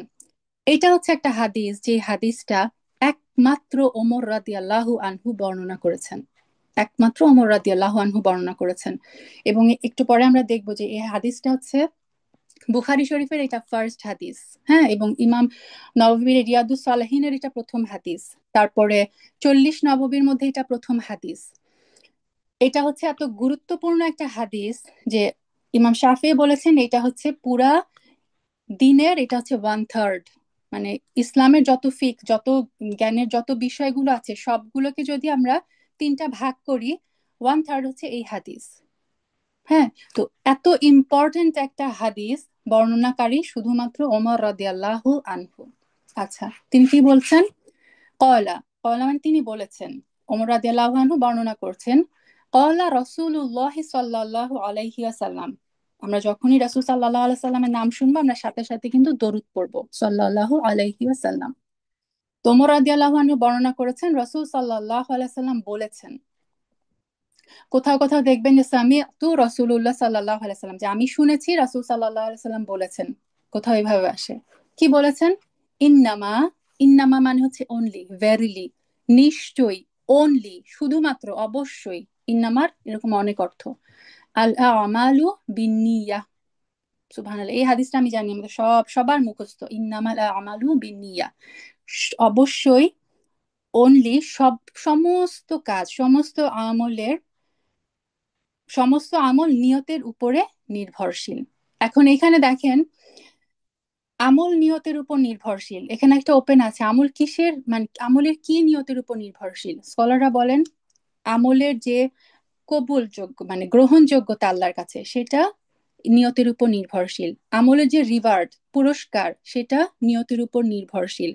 একটা আমল কি মানে একটা সৎ আমল হচ্ছে নাকি এই আমলের কারণে, মানে এটা একটা আমলের কারণে মানুষ জান্নাতি হতে পারে, সেম আমলের কারণে মানুষ জাহান্নামী হতে পারে, সেটাও ডিপেন্ড করে টোটালি নিয়তের উপরে। ইন্নামাল আমালু বিন নিয়াত, শুধুমাত্র মানে সমস্ত আমলের শুধুমাত্র কিসের উপর নির্ভরশীল? নিয়তের উপর নির্ভরশীল। ওয়া ইন্নামা, এবং শুধুমাত্র বা অবশ্যই, লি ইমরি ইম মা নাওয়া, মানুষ যেটা নিয়ত করে সেটাই সে পায়, মানে মানুষের জন্য যেটা যেটা তার প্রাপ্য, সে যতটুকু খালেস দিলে সে একটা কাজের নিয়ত করে, সে কি করবে রিটার্নে? সে ঠিক ততটুকুই পাবে। তারপর রাসূল সাল্লাল্লাহু আলাইহি সাল্লাম হচ্ছে আমাদেরকে একটা এক্সাম্পল দিচ্ছেন, এইটার বর্ণনা আমি একটু পরে আসছি, আমরা জাস্ট হাদিসটার আরবিটা আগে মানে ট্রান্সলেশনটা শেষ করে আসি। রাসূল সাল্লাল্লাহু আলাইহি সাল্লামের এটা একটা শিখানোর একটা টিচিং এর একটা মেথড ছিল, এবং কোরআনেও এটা আমরা দেখতে পাই যে আল্লাহ আযজা ওয়া জাল আমাদেরকে মানে অনেক জায়গায় আমসাল, দরাবাল্লাহু মাসালা, মাসাল মানে হচ্ছে এক্সাম্পল, আল্লাহ তাআলা এক্সাম্পল দিয়ে আমাদেরকে শিখান। রাসূল সাল্লাল্লাহু আলাইহি সাল্লামও আমাদেরকে উদাহরণ দিয়ে বুঝিয়েছেন, এবং এটা হচ্ছে মানে ভালো টিচারদের গুণ। যারা ভালো টিচার তারা কি করে, স্টুডেন্টদেরকে উদাহরণের মাধ্যমে শিখায়।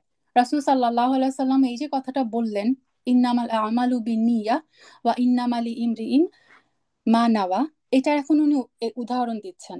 ফামান কানাত হিজরাতুহু ইলাল্লাহ, ফামান কানা, অতএব, যার হিজরা, হিজরত মানে আমরা জানি যে যেখানে দিন পালন করা কষ্টকর, হ্যাঁ, সেখান থেকে দিন পালন সহজ হবে, মানে ইসলামের জন্য, দিনের জন্য যদি কেউ সেই স্থান ত্যাগ করে অন্য জায়গায় ভ্রমণ করে, সেটা হচ্ছে হিজরত। রাসূল সাল্লাল্লাহু আলাইহি সাল্লাম এক্সাম্পল দিচ্ছেন হিজরতের এক্সাম্পল দিয়ে, যে যে হিজরত করবে ইলাল্লাহ ওয়া রাসূলি, যে আল্লাহ এবং তার রাসূলের উদ্দেশ্যে হিজরত করবে, ফা হিজরতুহু ইলাল্লাহি ওয়া রাসূলি, তাহলে তার যে হিজরত সেটার রিওয়ার্ড কিরকম হবে? ওই আল্লাহ এবং তার রাসূলের দিকে হিজরত করার যে রিওয়ার্ড, মানে সে পূর্ণ রিওয়ার্ড প্রাপ্ত হবে। ওয়ামান কানাত হিজরতুহু, আর যে হিজরত করবে লি দুনিয়া, এই দুনিয়ার জন্য, পার্থিব কোনো উদ্দেশ্যে যে হিজরত করবে, ইউসিবুহা, সে সেটাই পাবে। যে দুনিয়ার উদ্দেশ্যে হিজরত করবে, সে রিওয়ার্ড হিসেবে ওইটুকুই পাবে, সে কিন্তু ওই হিজরতের যে আসল পুরস্কার সেটা কিন্তু সে পাবে না। আও, অথবা যদি কেউ এই উদ্দেশ্যে হিজরত করে, ইমরাআতিন ইয়াতাজাওয়াজুহা, কোন নারীকে বিবাহের উদ্দেশ্যে, কেউ ধরেন এক দেশে মানে কেউ মক্কায় ছিল, মদিনায় একজন মহিলা হয়তো হিজরত করে চলে গেল, এখন সে যদি ওই মহিলাকে বিয়ের উদ্দেশ্যে মক্কা থেকে মদিনায় হিজরত করে, তাহলে ফাহিজরতুহু, তাহলে তার যে হিজরতটা হবে ইলামা হাজার ইলাই, সে যেই কারণে হিজরত করেছে, মানে ওই উদ্দেশ্যে, ওই মহিলাকে বিয়ে করার উদ্দেশ্যে সে যদি হিজরত করে, তাহলে সে এই অনুযায়ী প্রাপ্যটা পাবে। সে কিন্তু আসল যে হিজরত আল্লাহ এবং তার রাসূলের উদ্দেশ্যে, সেই পুরস্কার কিন্তু সে পাবে না। তাহলে দেখেন অ্যাকশন কিন্তু একটাই, হিজরত করে গেল, কিন্তু সওয়াবটা কিসের উপর ডিপেন্ড করবে? সওয়াবটা ডিপেন্ড করবে কোন উদ্দেশ্যে হচ্ছে সে হিজরত করেছে। এই যে ইমাম শাফি রাহিমাহুল্লাহ এবং ইমাম আহমদ ইবনে হাম্বল রাহিমাহুল্লাহ এটাকে এক তৃতীয়াংশ অথবা অর্ধেক দিন বলে অভিহিত করেছেন। এ কারণে ইমাম বুখারী রাহিমাহুল্লাহ সহিহ বুখারীতে এই হাদিসটা 7 জায়গায় বর্ণনা করেছেন। হ্যাঁ, এবং প্রত্যেক স্থানেই হাদিসটা উল্লেখ করার উদ্দেশ্য হলো কর্মের বিশুদ্ধতা, কর্মের প্রতিদান নিয়তের সাথে সম্পৃক্ত সে কথা প্রমাণ করা। অনেক বই আছে যেগুলো বইটা শুরুই হয় এই হাদিসটা দিয়ে। এখন আমরা হাদিসের মানে একটু রিয়াদুস সালিহিন আমরা যেভাবে পড়বো, যে কিছু হাদিসে হয়তো একটু ব্যাখ্যা বিশ্লেষণের প্রয়োজন হবে, সেখানে আমরা অল্প একটু ব্যাখ্যা বিশ্লেষণ করব। আর কিছু হাদিস পাবো যেটা আমরা প্রিটি স্ট্রেইট ফরওয়ার্ড, সেগুলো আমরা ওইভাবে অর্থ পড়ে চলে যাবো ইনশাল্লাহ বিইজনিল্লাহ। এই হাদিসটা একটু ব্যাখ্যার দরকার আছে, সে কারণে আজকে আমরা ইনশাল্লাহ বিইজনিল্লাহ, আল্লাহ যতটুকু তৌফিক দেয়, শুধুমাত্র এই হাদিসটা নিয়ে আলোচনা করব। কেন এই হাদিসটা দরকার, কেন এই হাদিসটাকে দিনের অর্ধেক বা দিনের এক তৃতীয়াংশ বলা হয়েছে, আমার জীবনের প্রত্যেকটা ক্ষেত্রে এই হাদিসের ইমপ্লিকেশনটা কি, কিভাবে আমি এটাকে আমার মানে প্রাত্যহিক জীবনে অ্যাপ্লাই করতে পারি। আল্লাহ তাআলা আমাদেরকে যে বিচার করবেন, আমাদের নিয়তের উপর নির্ভর করে কিন্তু আমাদের বিচার করবেন। আমরা প্রত্যেকে ফর এক্সাম্পল এই যে আজকে এখানে আমরা হালাকায় বসেছি, এই হালাকা অবশ্যই, হালাকা যে কোনো হালাকায়, দিনী হালাকায় অংশগ্রহণ করা অবশ্যই ভালো কাজ। কিন্তু এই ভালো কাজটা করার জন্য আমি কি রিওয়ার্ডেড হব, আমি কি পুরস্কার পাবো, এইটা কিন্তু ডিপেন্ড করবে আমার নিয়তের উপরে। একই কাজ করে কেউ জান্নাতি হয়ে যেতে পারে, একই সেম কাজ করে কেউ জাহান্নামী হয়ে যেতে পারে। হ্যাঁ, এটা একদম লাস্টে একটা হাদিসের মাধ্যমে আমরা শেষ করব, সেই হাদিসের ব্যাপারটা ক্লিয়ার হবে। তো আজকে ফর এক্সাম্পল এই হালাকার কথাই বলি। আমরা যদি এই কারণে অ্যাটেন্ড করি, ফর এক্সাম্পল যে আচ্ছা এখন আমার হাতে কোনো কাজ ছিল না, হঠাৎ করে নোটিফিকেশন আসলো, আচ্ছা দেখি ঢুকি কি হয়, যদি আমি এই নিয়তে হালাকায় ঢুকি, তাহলে কিন্তু আমি ওই হালাকার যে রিওয়ার্ড সেটা পাবো না। আর কেউ যদি যে কোনো হালাকায় অংশগ্রহণ করে, হালাকার যে গুরুত্ব, হালাকার যে ফজিলত সেগুলো জেনে, ফর এক্সাম্পল কেউ যদি একটা যে কোনো হালাকায় ঢোকার আগে নিয়ত করে যে আমি জানি দিনী হালাকায় অংশগ্রহণ করলে ফেরেশতারা রহমত দিয়ে, রহমতের ফেরেশতারা আমাদেরকে ঘিরে রাখে, আল্লাহ আজ্জা আজাল এর চেয়ে ভালো মজলিসে ফেরেশতাদের মধ্যে আমাদের জিকির করে, মানে আমাদের কথা বলে প্রশংসা করে। আমরা জানি দিনী হালাকায় অংশগ্রহণ করলে আমরা যখন হালাকা শেষ করে উঠে যাই, ফেরেশতারা বলতে থাকে তোমরা উঠে যাও, তোমাদেরকে ক্ষমা করে দেওয়া হলো। আমরা জানি দিনী হালাকায় দোয়া কবুল হয়, সে কারণে আমি হালাকায় অংশগ্রহণ করছি যাতে আমি কিছু শিখি, এবং আমার আরেকটা উদ্দেশ্য যাতে থাকে, আমি এই শিক্ষাটা আমি যা শিখলাম সেটা যেন আমি আবার অন্যকে জানাতে পারি, যেন এটা আমার জন্য সাদকায়ে জারিয়া হয়ে যায়। তাহলে দেখেন, এই সিম্পল একটা অ্যাকশন, এই নিয়তগুলো করে যে হালাকায় বসবে, তাহলে সে চিন্তা করেন সে কত গুণ সওয়াব পেয়ে গেল। এরকম প্রত্যেকটা ক্ষেত্রে বোনেরা, প্রত্যেকটা ক্ষেত্রে আমার আমল নামায়, আমল নামাকে আমি ভারী করতে পারি একই কাজ করে, শুধুমাত্র নিয়ত গুলা করে। এটা একটা প্র্যাকটিসের ব্যাপার, যে প্রত্যেকটা কাজ করার আগে আমি চিন্তা করব আমি কাজটা কেন করছি। আরেকটা এক্সাম্পল দিই, যেমন আমরা যখন সুন্নাহ সিয়াম গুলো পালন করি, ফর এক্সাম্পল কেউ আইয়ামে বীজের যে 13, 14 বা 15 সিয়াম আদায় করলো, এখন ফর এক্সাম্পল 13 তারিখটা সোমবার পড়লো, একই রোজা রাখলো, কেউ নিয়ত করলো শুধুমাত্র যে আমি আইয়ামে বীজের 13 তারিখের রোজার নিয়ত করছি, আরেকজন ওই একই রোজা রাখলো কিন্তু সে নিয়ত করলো আমি আইয়ামে বীজ মানে 13 তারিখের রোজা, এবং রাসূল সাল্লাল্লাহু আলাইহি সাল্লামের যে সোমবার সুন্নাহ রোজা, সেই রোজার নিয়ত করলাম। তাহলে ওই একই সমান টাইম সিয়াম রেখে একজন পেল একটা রিওয়ার্ড, আরেকজন পেয়ে গেল ডাবল রিওয়ার্ড। আমল কিন্তু সেম, কিন্তু পুরস্কার কিন্তু ডাবল। আপনি ধরেন নামাজ মানে সকালবেলা অজু করে এসে ফজরের 2 রাকাত সালাত আদায় করবেন, ফজরের 2 রাকাত সুন্নাহ। তখন আপনি যদি সুন্নাহর নিয়ত করেন আপনি শুধু সুন্নাহর সওয়াব পাবেন। আপনি যদি সাথে সাথে নিয়ত করেন যে ফজরের এই 2 রাকাত সুন্নাহর সাথে আমি তাহিয়াতুল ওযু, আমি যেহেতু মাত্র অজু করে আসলাম, আমি তাহিয়াতুল ওযুর নিয়ত করছি, তাহলে ওই 2 রাকাত সালাত পড়ে আপনি কিন্তু ডাবল রিওয়ার্ড পেয়ে গেলেন। তারপরে এরকম মানে এটা হচ্ছে প্রত্যেকটা ক্ষেত্রে। আমরা মেয়েরা হচ্ছে ঘরের কাজ করি, তাই না? তো আপনি ঘর পরিষ্কার করছেন বা আপনি রান্না করছেন, আমি যদি শুধুমাত্র এই কারণে রান্না করি যে হ্যাঁ রান্না আমার করতে হবে, এটা আমার দায়িত্ব আছে আমি করলাম, তাহলে কিন্তু আমি এটাতে রিওয়ার্ডেড হব না। হ্যাঁ, কিন্তু আমি যদি এই নিয়ত করি রান্নার আগে বা গৃহস্থালী যে কোনো কাজে, যে আল্লাহ তাআলা আমার উপরে এটা দায়িত্ব দিয়েছেন। রাসূল সাল্লাল্লাহু আলাইহি সাল্লাম বলেছেন মেয়েদের কাজ হচ্ছে তার হাজবেন্ড যখন বাইরে চলে যাবে সেই তার যে ঘরটা সেটাকে সামলে রাখা। এইটা মনে করে আমি যদি এই ঘরের কাজগুলো করি, যতক্ষণ আমি ঘরের কাজ করছি আমি কিন্তু ইবাদতের মধ্যে আছি। আপনি রান্না করছেন, আপনার আমলনামায় কিন্তু সওয়াব লেখা হচ্ছে। যদি আমার ইন্টেনশন থাকে, আমি নিয়ত করে যদি শুরু করি। আমরা ঘুমাই, ঘুমানোর সময় আমার ঘুমে ধরলে আমি এমনি ঘুমিয়ে গেলাম, আমি কিন্তু কোনো সওয়াব পাচ্ছি না। ঘুমানোর সময় যদি আমি এই নিয়ত করি যে আমি এখন ঘুমাচ্ছি যাতে আমার শরীরটা সুস্থ থাকে, আমি যাতে এনার্জি পাই, ঘুম থেকে ওঠার পরে যেন আমি আল্লাহ তাআলার ইবাদত ইবাদত করার শক্তি পাই, সামর্থ্য পাই। যতক্ষণ আপনি ঘুমাবেন আপনার আমলনামায় সওয়াব লেখা হতে থাকবে। সুবহানাল্লাহ। আমরা খাই, আমার ক্ষুধা লাগলো আমি খেলাম, এটার জন্য কিন্তু আমি রিওয়ার্ডেড হব না যতক্ষণ আমি মানে হালাল খাচ্ছি। হারাম হলেও এটা অন্য কথা। যতক্ষণ আমি হালাল খাবার খাচ্ছি এটা কিন্তু মানে কি বলবো, এটা হচ্ছে অ্যালাউড, অবশ্যই খাওয়াটা অ্যালাউড। কিন্তু এটা কি ভালো কাজ? এটা কি আমলে সোয়ালেহ হচ্ছে আমি যদি কোনো ইন্টেনশন ছাড়া খাই? না। খাওয়াটাকে আমি কিভাবে ইবাদত বানাতে পারি? আমি যদি খাওয়ার আগে চিন্তা করি আল্লাহ তাআলা আমাকে যে শরীরটা দিয়েছেন এটা হচ্ছে আমার কাছে আল্লাহ তাআলার আমানত। তো এই আমানতটাকে ঠিক রাখার জন্য এই শরীরের মানে দেখভাল করা আমার দায়িত্ব। তো আমি খাচ্ছি যাতে আমার শরীরটা সুস্থ থাকে, যাতে আমি আল্লাহর ইবাদত ঠিক মতো করতে পারি। আপনি যতক্ষণ খাচ্ছেন আপনার আমলনামায় সওয়াব লেখা হচ্ছে। তো এরকম প্রত্যেকটা ক্ষেত্রে প্রত্যেকটা কাজ আমরা আমল মানে ইবাদতে পরিণত করতে পারি শুধুমাত্র নিয়তের জন্য। তাহলে এখন যদি আমরা চিন্তা করি যে আমরা কতগুলা রিওয়ার্ড থেকে, কত পুরস্কার, কত জাযা থেকে আমরা নিজেদেরকে বঞ্চিত করছি শুধুমাত্র নিয়ত না করার কারণে।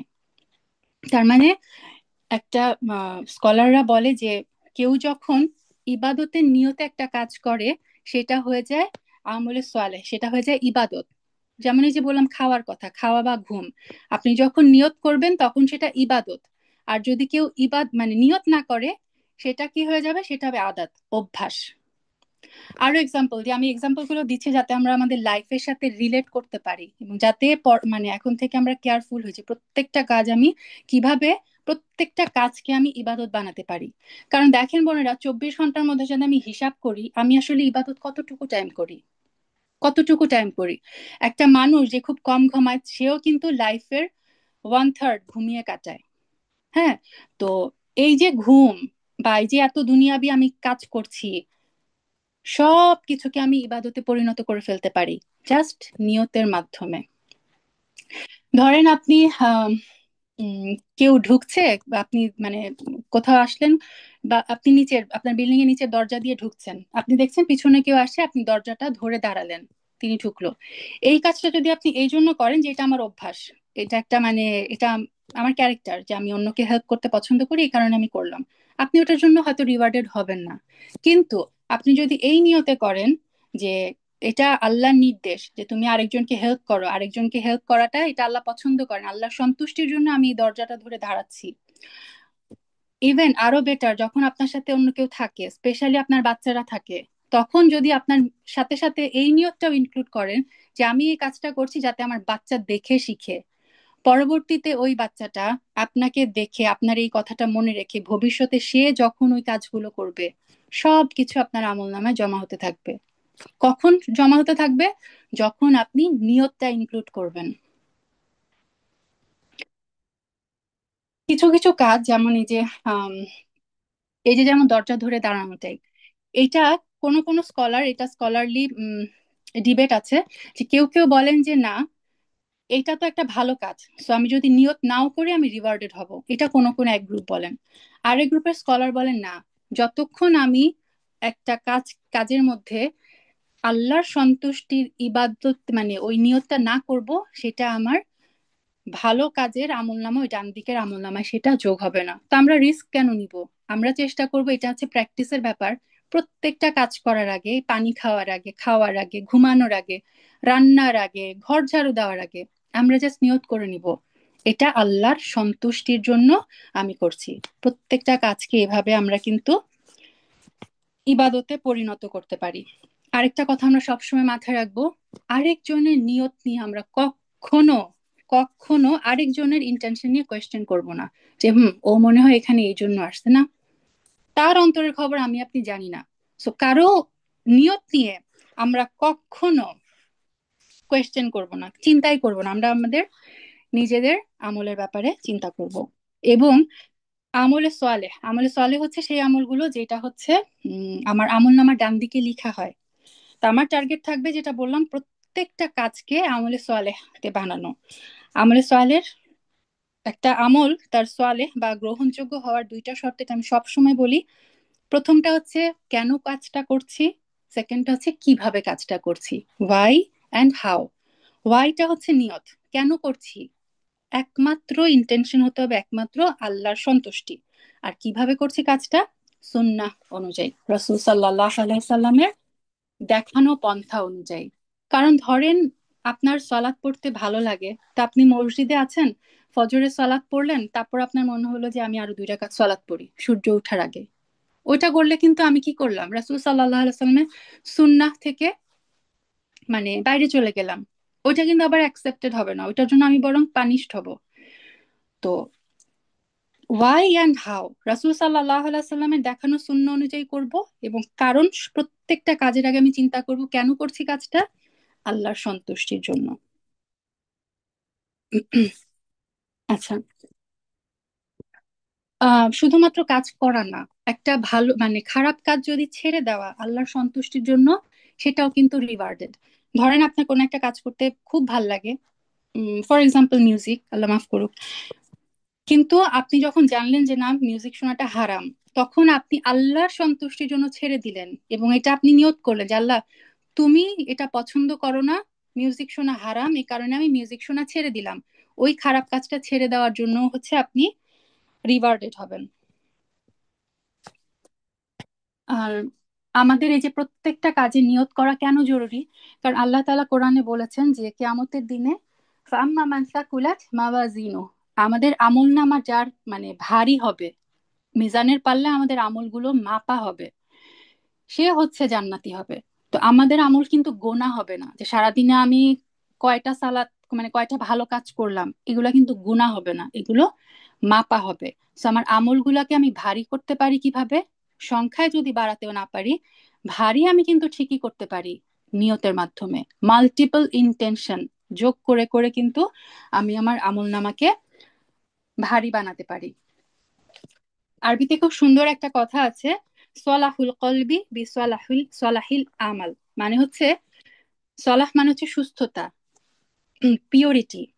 কলবের, আমরা জানি যে রাসূল সাল্লাল্লাহু আলাইহি সাল্লাম বলেছেন যে আমাদের এই যে শরীর, আমি প্যারাফ্রেজ করছি হাদিসটা, আমাদের শরীরের মধ্যে এক টুকরা মাংস আছে, এইটা যদি ঠিক থাকে বাকি পুরো সমস্ত শরীর ঠিক, আর এটা যদি নষ্ট হয়ে যায় সব নষ্ট। এটা কি কলব, যেটা হচ্ছে আমার অন্তর।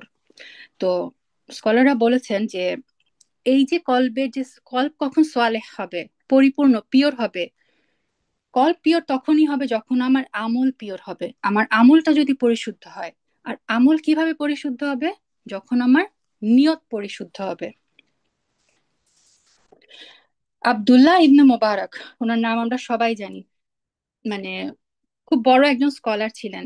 তিনি খুব সুন্দর একটা কথা বলেছেন, রুব্বা আমালিন সগীর তুআযিমুহু নিয়া, রুব্বা আমালিন কাবীর তুসাগীরুহু নিয়া। মানে হচ্ছে, একটা কোনো একটা কাজ সগীর খুব ছোট হতে পারে, তোমার নিয়তের মাধ্যমেই তুমি এই কাজটাকে অনেক বড়, এটা রিওয়ার্ড করে ফেলতে পারো। ছোট্ট একটা কাজ করে নিয়তের মাধ্যমে তুমি এই ছোট্ট কাজটা থেকে অনেক বেশি জাযা পেতে পারো, অনেক বেশি পুরস্কার পেতে পারো। আর কোন একটা কাজ আমল অনেক বড় হতে পারে, তোমার নিয়তের কারণে তুমি ওই কাজটাকে অনেক ছোট বানায় ফেলতে পারো। এক্সাম্পল, আর কিছুদিন পরেই আসছে, আমরা জানি যে ইসলামের অন্যতম একটা ইবাদত, সব অন্যতম গুরুত্বপূর্ণ একটা ইবাদত হজ। হজ আমরা জানি অনেক বড় একটা আমল, আমালুল কবির, এটা অনেক বড় একটা আমল। কারণ অন্য সব ইবাদত দেখেন, হয় সেটা আর্থিক ইবাদত হয় অথবা সেটা শারীরিক ইবাদত হয়। যেমন সালাত, সিয়াম, এগুলো হচ্ছে শারীরিক ইবাদত। জাকাত, এটা হচ্ছে মালের ইবাদত, আর্থিক ইবাদত। হজ হচ্ছে এমন একটা ইবাদত যেখানে শারীরিক এবং মাল, আর্থিক, এই দুইটা ইবাদতের সংমিশ্রণ ঘটে।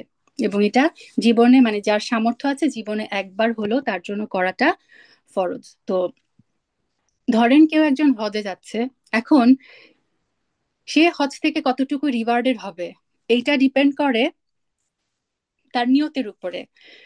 স্কলাররা বলেছেন যে এই হজের এক্সাম্পল দিয়ে বুঝাই, যেমন আহ হতে পারে কারোর নিয়ত হচ্ছে যে পিওরলি আল্লাহর জন্য, আমি আল্লাহর সন্তুষ্টি, এটা আমার উপর ফরজ, আমি শুধুমাত্র আল্লাহর সন্তুষ্টির জন্য হজ পালন করতে চাচ্ছি, সে একদম 100% রিওয়ার্ড পাবে, যেটা হচ্ছে হাজ মাবরুর।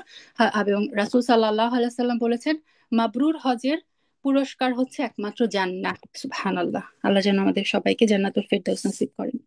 এটা গেল ফার্স্ট ক্যাটাগরি, যারা হচ্ছে মানে পিওর, একদম শুধুমাত্র আল্লাহর সন্তুষ্টির জন্য হজ পালন করতে পারে। সেকেন্ড ক্যাটাগরি হচ্ছে সে দুনিয়াবি কারণে, যে আমার অনেক টাকা পয়সা আছে, এখন হজে না গেলে লোকে কি বলবে, বা আমি চাচ্ছি যে আমি হজে যাব, সবাই আমাকে হাজি বলবে, তারপর সবাই ভাববে ওরে বাপরে বাপ সে তো হজ করে আসছে, সে তো এখন মহা কিছু। যে যার ইন্টেনশন থাকবে এটা, তার রিওয়ার্ড হচ্ছে জিরো। সে ওই হজে সব কষ্ট করবে, তার মানে লাখ লাখ টাকা খরচ করে সে সবকিছু করে আসবে, তার পুরস্কার কিন্তু জিরো, কারণ তার উদ্দেশ্যটাই ছিল দুনিয়াবি। আর থার্ড ক্যাটাগরি হচ্ছে যখন নিয়তের মিক্স আপ থাকে, কেউ ধরেন ভাবলো যে না হজ আমার উপর ফরজ, হজ আমার করতে হবে, এইটাও তার মনের মধ্যে আছে, আবার তার মধ্যে এটাও আছে যে না আমি হজ করে আসলে, হ্যাঁ মানে ওই যে দুনিয়াবি একটু চাওয়া, যে লোকে মানে সবাই একটু জানবে যে আমি হজ করে আসছি।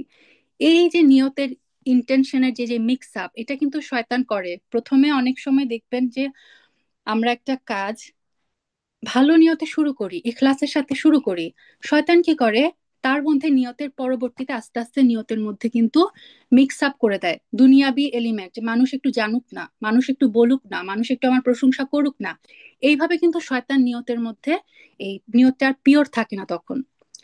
এই ধরনের নিয়ত যখন মিক্স আপ হয়ে যায় তখন স্কলাররা দুইটা ওপিনিয়ন আছে, কোন কোন স্কলার বলেছেন যখন নিয়তের এরকম মিক্স আপ হয়ে যাবে সে কোনো রিওয়ার্ড পাবে না, কারণ আল্লাহ তাআলা পিওর, আল্লাহ তাআলা হচ্ছেন তয়্যিব, তিনি তয়্যিব জিনিস পছন্দ করেন, তার সন্তুষ্টির জন্য না হয়ে যখন সেটার মধ্যে দুনিয়াবি কিছু মিক্স হয়ে যায় সেটা আল্লাহ গ্রহণ করেন না। আর কোন কোন স্কলার বলেছেন না, আল্লাহ হচ্ছে আর রহমানুর রাহিম, আমরা আশা করতে পারি যে ওই ব্যক্তির মধ্যে তার পার্সেন্টেজ অনুযায়ী সে হচ্ছে রিওয়ার্ড পাবে। সে যদি 70% আল্লাহর সন্তুষ্টির জন্য করে আর 30% যদি তার দুনিয়াবি খায়েশ থাকে, তাহলে সে রিওয়ার্ডেড হবে ওই 70%-এর। আল্লাহু আলাম। এই কারণে কিন্তু বোনেরা বারবার বারবার আমাদের নিয়তের কিন্তু মানে, আর নিয়ত হচ্ছে আম, কি বলে এটাকে, নিয়ত আবার মানে করতে হয়, শব্দটা মুখে আসছে না, মানে নিয়ত বারবার আপনার করতে হয়, নিজেকে বারবার কোয়েশ্চেন করতে হয়, নিয়ত রিনিউ করতে হয়, নিয়ত বারবার রিনিউ করতে হয়। এবং উম্মুল কোরা ইউনিভার্সিটিতে নাকি কোন একটা সাবজেক্টে মানে আমার ওস্তাদা বলছিলেন যে একটা সাবজেক্টের ওস্তাদা উনি প্রায় কিছুদিন পর পরই এসে ক্লাসে বলে যে তোমরা নিয়তটাকে আবার রিনিউ করো, তোমরা নিয়তটাকে আবার রিনিউ করো, তুমি এখানে কেন পড়তে এসেছো। এটা আমাদের জন্য একটা রিমাইন্ডার। আপনি একটা কাজ ভালো নিয়তে শুরু করলেন মানে কিন্তু এই গ্যারান্টি না যে আপনি একদম লাস্ট পর্যন্ত কিন্তু এই ক্লাসের উপর ছিলেন। সে কারণে বারবার আমাদের কোয়েশ্চেন করতে হবে আমি কাজটা আসলে কেন করছি। যদি দেখি যে না আমার নিয়তের মধ্যে তো দুনিয়াবি কিছু ঢুকে যাচ্ছে, সাথে সাথে আমি ইস্তেগফার করে আবার আমার নিয়তটাকে পরিশুদ্ধ করে নিব, ইনশাআল্লাহ আল্লাহ যেন আমাদেরকে তৌফিক দেন। আচ্ছা, অলরেডি অনেকক্ষণ হয়ে গেছে। আচ্ছা তাহলে আম, আমরা দেখলাম যে আমাদের কিভাবে এই হাদিসটাকে অ্যাপ্লাই করে আমরা আমাদের দৈনন্দিন প্রত্যেকটা কাজকে মানে ইবাদতে পরিণত করতে পারি। এই জিনিসটা যেন আমাদের মানে মাথায় থাকে, সবকিছু আমরা করব শুধুমাত্র আল্লাহ তাআলার সন্তুষ্টির জন্য। হুদাইল ইবনে ইয়াদ তিনি বলেন যে ইন্নামা ইউরিদুল্লাহু মিনকা নিয়াতুক ওয়া ইরাদাতুক, আল্লাহ তোমার কাছ থেকে শুধুমাত্র দুইটা জিনিস চান, একটা হচ্ছে তোমার নিয়ত, তিনি তোমার নিয়তটা দেখবেন, আর একটা হচ্ছে ইরাদাতুক, তুমি সেই কাজটা করার জন্য কতটুকু প্রচেষ্টা করলে। আল্লাহ বলেছেন না সূরা ইনসানে যে ইন্না সাআয়াকুম লামাশকুরা, মানে তোমার প্রচেষ্টা যেটা, তোমার যে সাআয়া, তোমার যে সাই, তোমার যে চেষ্টাটা, সেটা আল্লাহ প্রশংসা করেন, সেটা আল্লাহ দেখেন।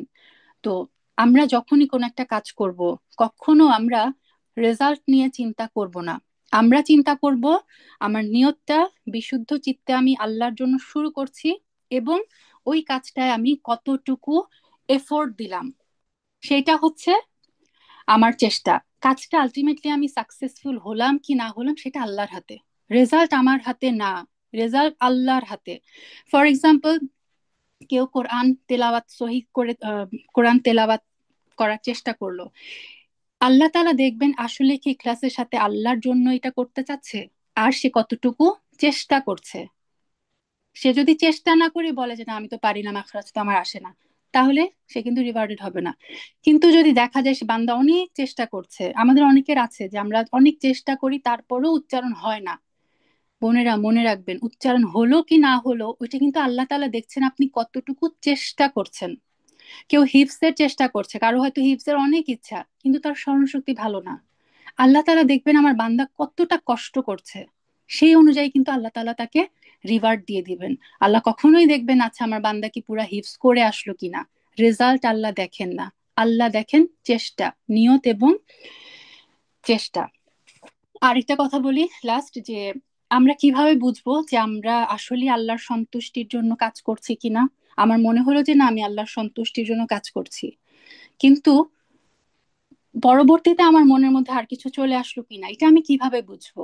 এটার একটা লিটমাস টেস্ট হচ্ছে, ধরেন উদাহরণ দিয়ে বুঝাই যে ধরেন আপনি কোথাও একটা কোনো একটা কাজে মানে চ্যারিটি কোনো একটা কাজ করলেন, আপনি কোনো কিছুতে আপনি ভলান্টিয়ারি করলেন, এবং ভলান্টিয়ারি করার সময় আপনার নিয়তি ছিল যে আমি এটা আল্লাহর সন্তুষ্টির জন্য করছি, আল্লাহ সন্তুষ্ট হবে এই কারণে আমি এই জায়গায় এসে এই ভলান্টিয়ারির কাজটা করছি। ওই কাজটা ঘটতে গিয়ে ওই কাজটা করার সময় যদি কারো অন্য কোনো একজন বান্দা কেউ একটা কিছু বলল, কারো একটা আচরণে আপনি কষ্ট পেলেন, তখন বুঝতে হবে আমার নিয়তে কিন্তু সমস্যা আছে। কষ্ট আমরা, কেউ যদি আমাদের সাথে খারাপ ব্যবহার করে কষ্ট আমরা পাবো, এটা স্বাভাবিক, ওই ইমোশন আমাদের কাজ করবে, ঠিক আছে, কিন্তু ওইটুকু যেন ওইটুকুর মধ্যেই থাকে যে না আমি কষ্ট পেয়েছি কিন্তু এটা আমি আল্লাহর জন্য করেছি, তো এটা আমি গায়ে মাখবো না, এটাকে ভেবে আমি এটা বলবো না না এর পরবর্তীতে আমি আর এই কাজ করব না, কারণ মানুষের কথা আমাকে কষ্ট দেয়। তাহলে বুঝতে হবে আমার নিয়ত ছিল মানুষের সন্তুষ্টি, মানুষের কাছ থেকে প্রশংসা পাওয়া। তারপর আরেকটা এক্সাম্পল, ধরেন আপনি কোথাও একটা হালাকা করতে গেলেন, যে এক্সাম্পলটা ডক্টর হাইফা সবসময় দেন, যে আপনি কোথাও একটা হালাকায় অংশগ্রহণ করতে গেলেন, যে দেখলেন যে বক্তা সেখানে উপস্থিত হতে পারেনি কোনো একটা কারণে, তখন যদি আপনার মনে হয় যে হ্যাঁ অর্গানাইজাররা কেন আমাকে জানালো না, আমি এত দূর কষ্ট করে আসলাম, আমার সময়টাই নষ্ট হলো, তখন বুঝবেন আপনার নিয়ত কিন্তু ইখলাসের অভাব আছে। আপনি যদি শুধুমাত্র আল্লাহর সন্তুষ্টির জন্য এই হালাকায় আসতেন, তাহলে আপনার মানে ইয়ে হতো যে আলহামদুলিল্লাহ আলা কুল্লি হাল, আল্লাহ তাআলা আমার নিয়ত স্পষ্ট ছিল আল্লাহর ইখলাসের জন্য, আল্লাহ তাআলা চাননি বক্তা এখানে এসে উপস্থিত হতে পারেনি, আলহামদুলিল্লাহ, তাহলে বোঝা যাবে আমার নিয়তটা ঠিক ছিল। সেম যখন একজন বক্তা কোথাও যায় কোথাও একটা কিছু বলতে, সে যে দেখলো ধরেন মাত্র 2 জন উপস্থিত আছে বা কেউই উপস্থিত নাই, সে যদি ইখলাসের জন্য একমাত্র আল্লাহর সন্তুষ্টির জন্য সেখানে বক্তৃতা দিতে যেয়ে থাকে, সে বলবে আলহামদুলিল্লাহ, আল্লাহ চেয়েছে আমি আল্লাহর উদ্দেশ্যে এসেছি, ওই যে বললাম রেজাল্ট আমার হাতে না, কেউ আমার কথা শুনুক কি না শুনুক আল্লাহ আলম, আল্লাহ আমার উদ্দেশ্য জানেন, রিওয়ার্ড কিন্তু আপনি পেয়ে যাবেন। কিন্তু তার যদি মনে হয় না কেন এখানে কেউই আসে নাই, আমি কাকে কথাগুলো বলবো, আমি একটা কথা বললাম লোকের কাছে পৌঁছালো না, তখন বুঝতে হবে যে না আপনি লোকের প্রশংসা পাওয়ার জন্য বা আপনি মানুষের জন্য গিয়েছেন, আপনি আল্লাহর সন্তুষ্টির জন্য আসেননি। এরকম প্রত্যেকটা ক্ষেত্রে এটা অনেক কঠিন একটা ব্যাপার, নিয়তের বিশুদ্ধতা রাখাটা খুব কঠিন একটা ব্যাপার। এবং সেদিন আমার আপা বলছিলেন যে ইখলাস হচ্ছে এমন একটা ব্যাপার যেটা আসে অনেক পরে, মানে ইখলাস আনা কিন্তু ওই যে মুখলিস, যে হাদিসে জিবরিল থেকে আমরা জানি যে ইখলাস আসে অনেক পরে, আসা অনেক কঠিন, যায় হচ্ছে সবার আগে। আপনি একটা কাজ নিয়তে মানে মুখলিস ভাবে শুরু করলেন, শয়তান কি করবে প্রথমে আপনার সেই কাজের নিয়তটা ভঙ্গ করে দেওয়ার চেষ্টা করে, মানে নিয়তের মধ্যে ওই যে সে অন্য জিনিস ঢুকিয়ে দিবে, দুনিয়াবি জিনিসপত্র ঢুকিয়ে দিবে। So আমরা যেন সব সময় আমাদের নিয়তগুলোকে রিনিউ করি, বারবার আমাদের অন্তর চেক করি, যে কোনো কাজ আমি কেন এই কাজটা করছি। হ্যাঁ, আল্লাহ যেন আমাদের সবাইকে বোঝার তৌফিক দেন। শেষ করছি একটা হাদিসে কুদসি, কুদসির মাধ্যমে আবু হুরায়রা রাদিয়াল্লাহু আনহু থেকে বর্ণিত, তিনি বলেন রাসূল সাল্লাল্লাহু আলাইহি সাল্লামকে বলতে শুনেছি, নিশ্চয়ই সর্বপ্রথম ব্যক্তি কিয়ামতের দিন যার উপর ফয়সালা করা হবে, কিয়ামতের দিন সবচেয়ে প্রথম যার বিচার করা হবে সে ব্যক্তি যে শহীদ হয়েছিল, তাকে আনা হবে, মানে শহীদ ব্যক্তিকে আনা হবে। অতঃপর তাকে আল্লাহর নিয়ামত রাজি জানানো হবে, মানে তাকে শহীদকে বলা হবে, আল্লাহ বলবে যে আমি তোমাকে এটা দিয়েছিলাম, এটা এটা, সে সব স্বীকার করবে। তখন আল্লাহ বলবেন তুমি কি আমল করেছো? শহীদ উত্তর দিবে, আপনার জন্য জিহাদ করে শহীদ হয়েছি। আল্লাহ বলবেন মিথ্যা বলেছো, তুমি এই জিহাদ করেছো যেন তোমাকে লোকে বলে বীর, অতএব লোকেরা তোমাকে বীর বলেছে, অতএব তার ব্যাপারে নির্দেশ দেওয়া হবে, তাকে তার চেহারার উপর ভর করে টেনে হিঁচড়ে জাহান্নামে নিক্ষেপ করা হবে। এই হাদিসটা এত ভয়ঙ্কর, এত ভয় লাগে এই হাদিসটা পড়তে। আল্লাহ চিন্তা করেন, আমরা তো দেখছি যে সে শহীদ, কিন্তু আল্লাহ বলছেন না, তোমার মধ্যে যে নিয়ত ছিল সেটা ছিল লোকে তোমাকে বীর বলবে, লোকেরা তোমাকে বীর বলেছে, অতএব তোমার রিওয়ার্ড তুমি ওইখানেই পেয়ে গেছো, তোমার ঠিকানা জাহান্নাম। তারপরে সেকেন্ড যে ব্যক্তিকে আনা হবে সে হচ্ছে ইলম শিখেছে, শিক্ষা দিয়েছে, কোরআন তেলাওয়াত করেছে, তাকে আনা হবে।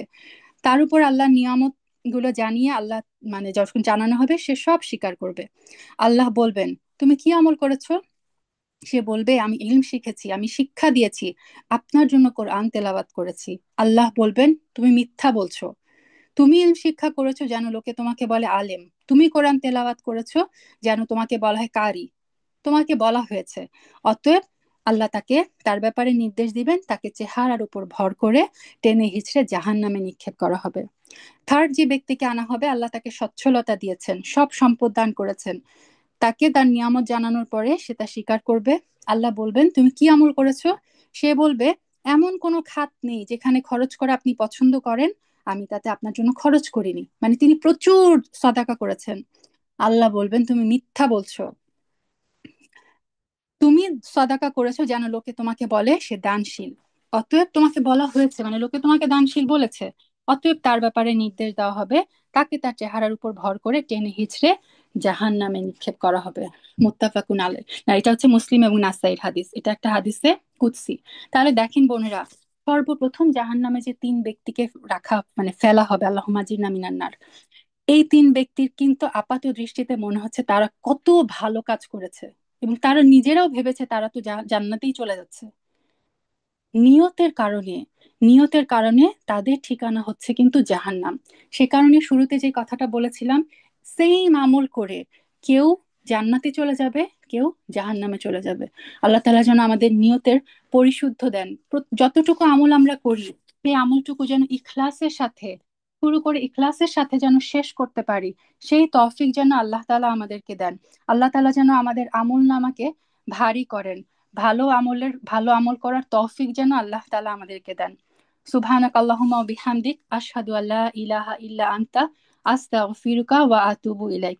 সুবহানা রাব্বিকা রাব্বিল ইজ্জাতি আম্মা ইয়াসিফুন ওয়া সালামুন আলাল মুরসালিন ওয়াল হামদুলিল্লাহি রাব্বিল আলামিন। আসসালামু আলাইকুম ওয়া রাহমাতুল্লাহি ওয়া বারাকাতুহু।